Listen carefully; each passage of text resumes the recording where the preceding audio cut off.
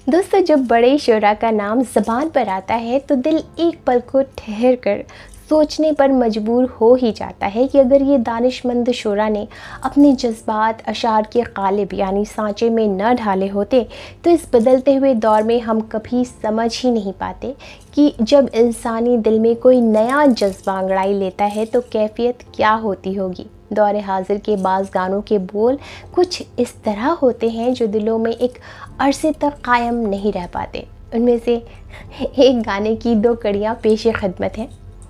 एक बार ही किया तो यारो प्यार क्या किया, प्यार होता होता होता कई बार है। दूसरी कड़ी है सिर्फ एक पर ही किया तो दिल निसार क्या किया, प्यार होता होता होता कई बार है।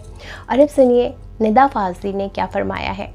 होश वालों को ख़बर क्या बेखुदी क्या चीज़ है, होश वालों को ख़बर क्या बेखुदी क्या चीज़ है, इश्क कीजिए फिर समझिए ज़िंदगी क्या चीज़ है, इश्क कीजिए फिर समझिए ज़िंदगी क्या चीज़ है। यानी शायर कहता है कि होश व हवास में रहने वाले को इसका अंदाज़ा कभी हो ही नहीं सकता कि ख़ुद को भूल जाना क्या होता है। अपनी बेखबरी के माहौल तक पहुँचने के लिए दौरे इश्क से गुज़रने का तोहफ़ा ऊपर वाला सभी को नहीं देता। यहाँ एक बात और भी ज़ाहिर करना ज़रूरी है कि माँ बाप को अपने बच्चों से, भाइयों को अपने बहनों से भी इश्क होता है, लेकिन इन रिश्तों में भी इश्क का तोहफ़ा खुश नसीबों को ही हासिल होता है। अपनी ज़िंदगी के 100 साल के तवील अरसे में भी कई लोग ज़िंदगी के फ़लसफ़े को नहीं समझ पाए। वहीं इश्क में उलझा इंसान चंद बरसों में ही ज़िंदगी के हर सवाल को बखूबी समझ लेता है। बस वो इश्क निदा फाजली के शेर के मज़मून जैसा होना चाहिए, 2024 के फिल्म के बाज़ गानों के जैसा कतई नहीं।